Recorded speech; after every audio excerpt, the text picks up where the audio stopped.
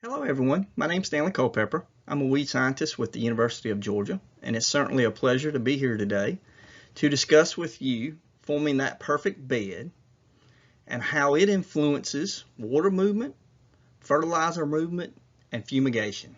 When we think about large bed plasticulture, I think it's important to remember how great the days were when we had methyl bromide. Extremely effective on many weeds, diseases, and nematodes. Most growers were very comfortable making applications with very short plant back intervals. Of course, those days are now gone. With the loss of methyl bromide, we really worked hard from 2005 till 2012 in replacing methyl bromide. Up until about a year and a half ago, we really had 5 good alternatives. Unfortunately, both of the systems we developed with Paladin are no longer commercially available as that product has been removed from the marketplace. So today we really have 3 options. Telon 2, chloropicrin, and methyl in a system with either TIF plastic or LDPE plastic. And then there are some environmental conditions and some production scenarios where Pichlor 60 with TIF plastic is also a good option. We'll explain further as we go through our presentation. For our current fumigate systems to be effective, we really have to help them out. To begin, we got to understand what pests we want to control and where those pests are in the soil profile. Next, we got to choose the right fumigate system, placing the fumigates where the pests are at, and helping that fumigate remain at a high enough concentration over a long enough period of time to control it. The photo on your left shows what we would call a good bed that helps mitigate the movement of that fumigate out of the soil profile, where the picture on the right shows you a bed that is not helping the fumigate at all remain in the soil profile to control the pests we're trying to manage. There are many components to forming the perfect bed, but soil moisture is certainly among the most important. There are also many ways that you can determine the appropriate soil moisture. The easiest and the simplest is looking at the shoulder of the bed after you lay it.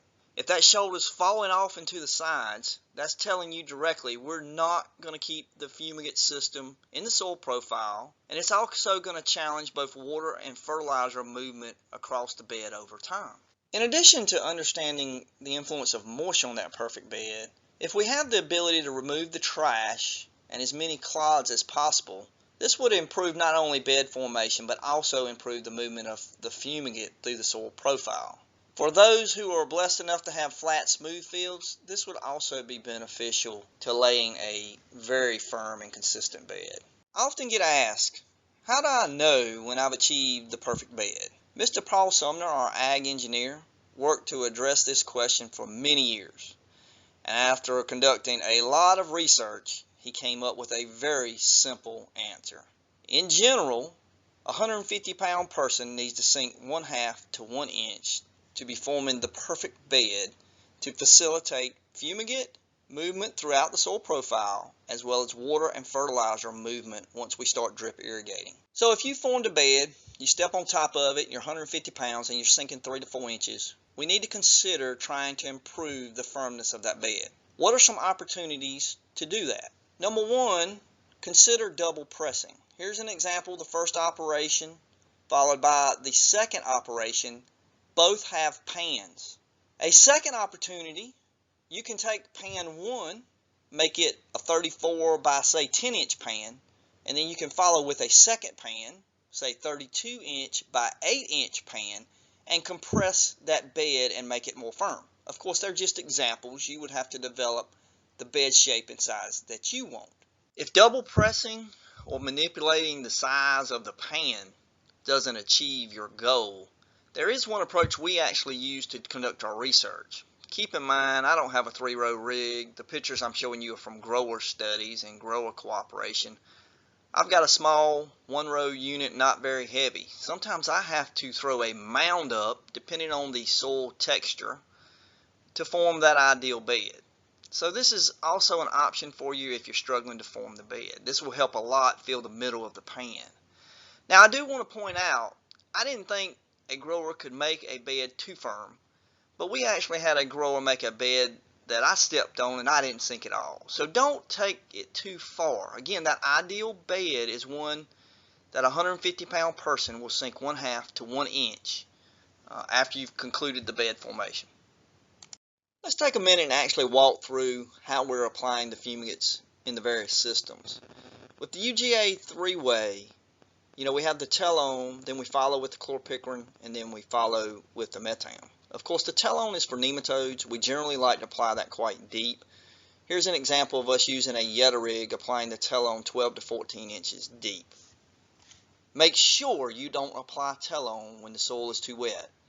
It is very, very difficult to get Telon out of wet soil. So that is an absolute no-no that can come back and be quite problematic. Immediately following the Telon, we come in with the chloropicrin application. This is our first bedding operation, and you can see in this example I have a pre-bedder with a pan 10 inches tall and 34 inches wide. I'm basically injecting chloropicrin with 3 knives evenly spaced across the bed, about 8 inches below the surface of the soil. Next, I'm going to follow up and lay the plastic. On the plastic rig, we also have a bed. Now my bed is 8 inches by 32 inches, again compressing the bed to get the right firmness that I like to maximize fumigate activity, water movement, fertilizer movement. And at the same time in this example that we're laying the plastic, just ahead of that we're applying methyl. And on the far right hand side of your screen, I've got an example of a grower operation where they have added shanks to apply their methyl. And in the bottom, that's an example of my rig where I just added sweetback knives. The key to the methyl is you have to place it 4 inches deep and 4 inches apart. Alright, you cannot go wider than that because it does not move across that soil very effectively. You have to put it at the right place for success. I often get asked, instead of shank injecting my methyl, can I drip inject it? So I want to take a second to show you the difference in the effectiveness of those two application methods with methyl. Now keep in mind, we're using methyl primarily to control our weed species. On your left is a picture of methyl drip injected. I don't know how successful you are, but when I apply methyl through the drip, I can move it 8 inches on each side of that drip, and that is it. And what you have there is a perfect example of a disaster, because 3 weeks after that injection, that nutsedge will absolutely take over that entire bed. On your right is that shank injected treatment where we actually placed the fumigate exactly where we need it to go. 4 inches down, 4 inches apart. Now one thing I want to point out with the picture on the right is really, really interesting. First of all, if you look up front, you can tell right where I cut the fumigate on. Right? Second thing I want to point out, I have a few nutsedge escapes right on the shoulder. If you have the opportunity, increase your orifice size on the very outside of those shoulders to improve weed control. Maybe 5 to 10%. Of course, do not exceed the label application rate. The next thing we have to consider is what type of plastic are we going to lay? Are we going to lay LDPE or are we going to lay TIF? When you're making that decision, the first thing that comes to my mind is, do you have a nutsedge problem? Here's an example of the UGA three-way as influenced by TIF or LDPE mulch. In the center of your screen you can see a check. Yes, that takes a lot of work to achieve that level of pretty nutsedge. On your left you can see a fairly effective system with LDPE mulch, but on your right clearly the TIF mulch is more effective. Now why does this result occur? It has the same principle as what we've been talking about. That plastic more effectively mitigates the loss of that fumigate out of the soil profile. So we have a higher concentration for a longer period of time, which ultimately results in better pest management. We've systematically walked through the UGA three-way system. What about Pichlor 60? Does it have a fit? And I think the answer is yes in some production scenarios. What I would consider in my mind, number one, how many crops am I going to grow on an installation of plastic? If I'm just going to grow 1 or 2 crops and then I'm going to pull the plastic up, that gives me a little more flexibility. Number 2, do I have a bad nutsedge problem? Number 3, do I have a bad general weed problem? Because again, methyl sodium is an extremely important component of a system to control weeds. Also, I'll point out, if if you apply Pichlor 60 like we do, injecting it 8 to 10 inches down, it might not be as effective as an injection of Telon deeper in the soil profile to control a bad nematode infestation. For those of you who are going to go with Pichlor 60, I'd strongly encourage you to consider a TIF mulch, as it will greatly improve pest management. So much of our focus has obviously been on making a firm bed to keep the fumigant in the soil profile, choosing the right mulch to maximize the life of the fumigant in the soil profile. So when we increase that concentration in the soil over time, we're going to get better pest management. We're going to get a better bang for our buck, but we're also going to have a greater potential to damage the crop if we're not careful and understand the planting interval we need between application and fumigation. This is also greatly influenced by soil temperature and soil texture. The cooler the soil temperature, the slower the product's going to move. So it'll stay in the bed for a longer period of time. Soil texture will also obviously influence the ability of that fumigant to escape. So be very careful and very knowledgeable about your planting interval between fumigation and planting. Now, I haven't mentioned a lot about herbicides under the mulch. And in general, herbicides do not perform very well under mulch. So if you're using metam, I don't believe herbicides are needed. This definitely increases your flexibility if you change the mind of what crop you want to plant. But if you are going to apply herbicides under mulch, here's an example of what you need to be thinking about. First, you have got to have a preformed bed that is ready to have plastic laid on top of it. Second, you'll notice we need to lay the drip tape prior to spraying. If you do not lay that drip tape ahead of time, basically you push the herbicide right over to where the plant hole is going to be, and you're going to stunt your crop. And then finally, you'll see the spraying is occurring just before the plastic. Basically, we broadcast that spray and we saran wrap that mulch right over top of it. Again, keep in mind, herbicides need a significant amount of water for activation. At times, it's quite difficult to activate the herbicides to their maximum level when applied under plastic mulch. Now, what about applying herbicides over plastic mulch?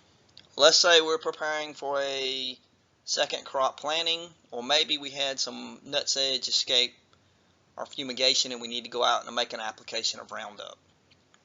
So have you ever thought about if you have previous holes and you apply glyphosate, you get glyphosate in the old hole. Here's an example of an old hole, here's an example of an old hole.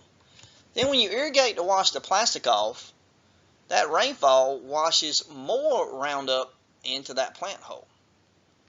Alright, this is an example of what would happen if you stick a plant in an old plant hole with the residual activity of Roundup being present on your right versus poking a new hole. So fascinating relationship. Start thinking about the herbicides you're using and thinking about the importance of understanding, did I land in an old hole? Am I poking a new hole? What kind of herbicide chemistry do I have? Does it wash off the plastic? What kind of potential damage do I have? Just to give you another example, same study where we land in an old plant hole. On your left is a non-treated. As you move across to the right, you can see the level of damage increase as the rate of Roundup Power Max increased. Again, we washed the plastic off. We just ended up with residual activity in the old plant hole. So that's something that we need to consider when we're making these management decisions. Now, if you're poking new holes, or you've shifted those plant holes and we're using products like Roundup, then we're fine. You just need to be aware that if you're planting a second crop squash or second crop cucumber, and that squash or cucumber lands in an old hole where you previously applied glyphosate, you may see some variability in your field. And again, we'll expand on this greatly next year in Savannah. Now, when we apply Roundup and many other herbicides over the top of mulch, they will wash off. Now, they may wash into the old plant hole, as we just discussed. But keep in mind, there are some herbicides that is not the case. And they're much more complicated to manage. Sandia is a perfect example. What I'm sharing with you is the percent of sandia that remains on the mulch over time. Percent is along the y-axis, days are along the x-axis. Then you have two lines. The red line is where the mulch was not washed. You can see sandia is very stable in the environment and it will sit on that plastic. The yellow line, interestingly, shows you where we irrigated a ½ an inch each day. So a ½ an inch on day 1, day 2, 3, 4, and 5. So by here, this is 2½ inches of rain have occurred, yet we still have sandia on the mulch. So this is an example of a herbicide that you cannot effectively remove from the mulch. So what does that mean? That means if you were to go out and apply sandia over top of the mulch and then come back with a sensitive crop, for example, broccoli or cabbage or collards, this is the type of response that we would have. On your left is where no sandia was applied. On your right, we applied sandia 1 or 2 weeks ahead of planting, and the potential damage there is significant. What if you go out to 3 and 4 weeks?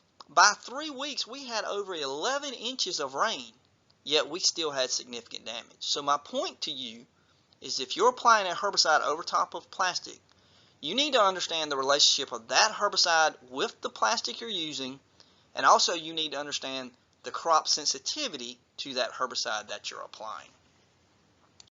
My goal today is certainly not to tell you how to lay plastic, but I do hope that I've helped you think. Think about forming a better bed. Think about making a better fumigate application, selecting the right mulch, thinking through the herbicides you use and how you apply them.